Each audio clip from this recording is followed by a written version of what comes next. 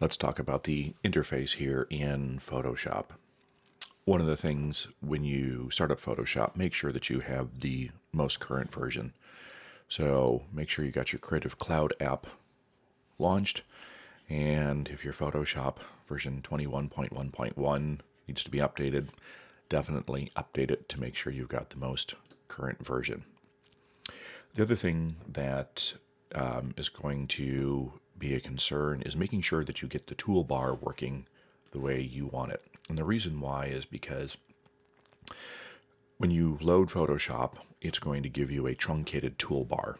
And that toolbar will not show you all of the tools. At the bottom, we have the three little dots here, which allow you to click and then zoom over to the Edit toolbar. If you have the truncated toolbar, you will see tools on the right-hand side here in the Extra Tools section that need to be dragged over into the toolbar section. Now, you don't need to drag them here. You can go in and I'm just going to click Cancel. The easiest ways to do this is to go into your Window menu, under Workspace, and go back to your Essentials workspace. This is going to give you all of the tools in the toolbar that normally would be loaded in there.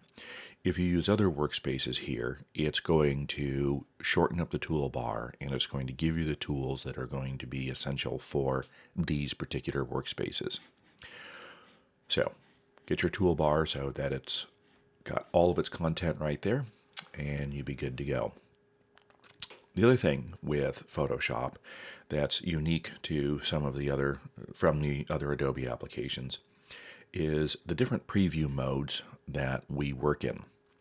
Right now, I'm going to open up my window here, and I've got my application frame. And my application frame is something that does come up when I launch Photoshop. And that application frame just allows me to see what's going on my desktop if I want to, or if I turn that application frame on, it grays out the entire background. Right now we have tabs at the top of the screen to tab through all of my open windows. Now, these tabs here allow me to quickly go through each and every open window, but there's sometimes where I'd like to just make my image front and center and have it fill the screen and move it all around. And what I'm going to do is go down to the bottom of my toolbar, and I've got three different screen modes. Shortcut for this is F. Standard screen mode is going to give me my image with my tabs at the top. If I hit the letter F, it's going to give me just my window with no tabs. Hit F for the third time, and that's going to give me presentation mode where I just see the black and everything goes away. My menus, my panels, and leaves me with just the image. F brings me back to this again. I commonly work in full screen mode, which when I open up Photoshop, I then hit the letter F, and you'll notice that all of my information at the bottom and the top disappears. Sometimes people get concerned because their tabs go away. Don't worry about it. Tabs are still there. Just use the letter F and cycle back through them to get all of that content back. Now, when you have multiple windows open, which we do here, a quick and easy way to get through all of the multiple windows in Photoshop is Control-Tab. And Control-Tab allows you to cycle through them. If you want to do Shift-Control-Tab, that will cycle through them backwards. Of course, you can always go to your Window menu, go down to the bottom of the Window menu to see all of your open windows that you have.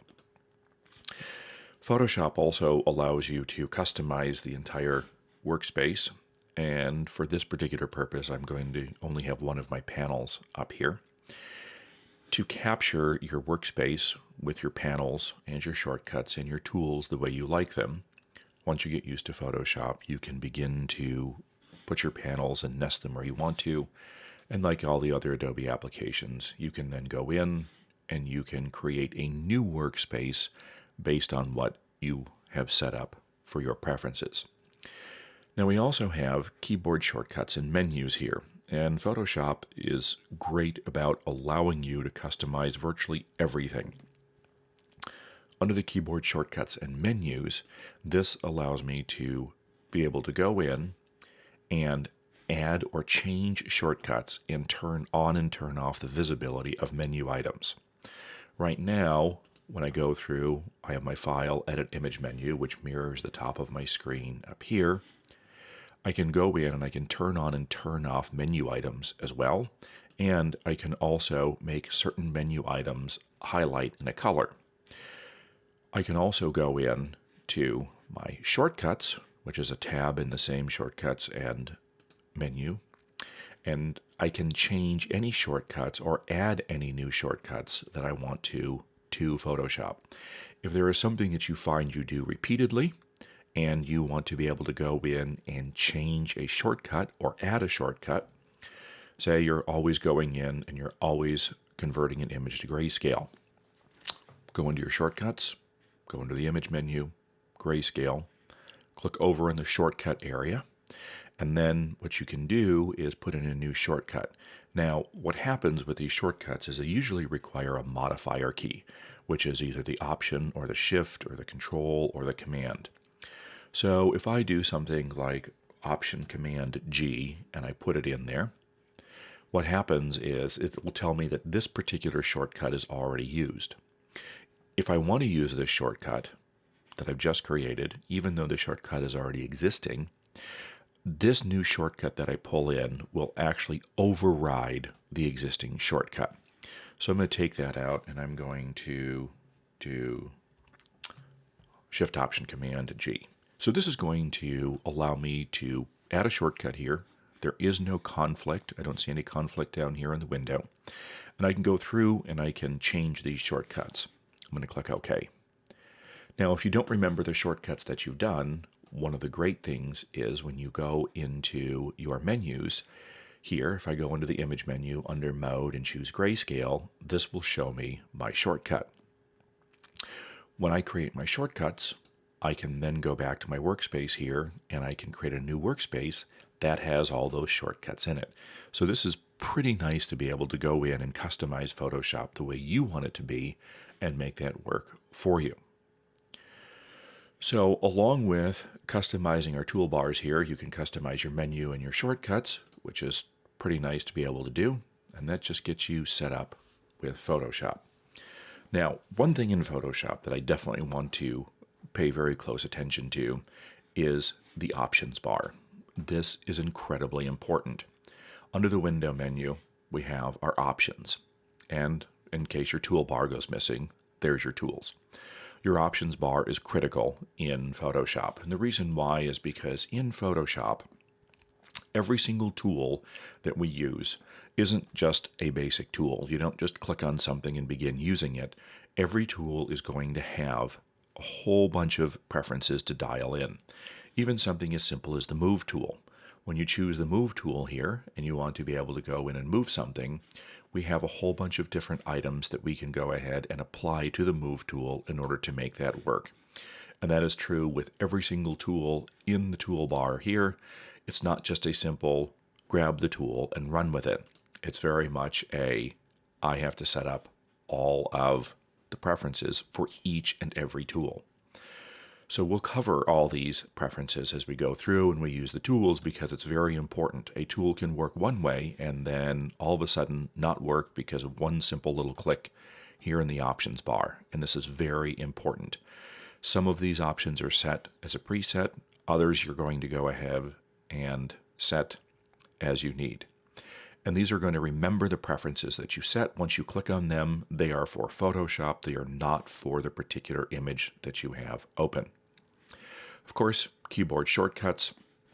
When you go through and you click and hold on any one of your tools here, you're going to get keyboard shortcuts. Now in Photoshop, what's interesting is that these keyboard shortcuts are all similar when you have a nested tool. So here, with my Object, Quick, and Magic Wand tools, why are they all W?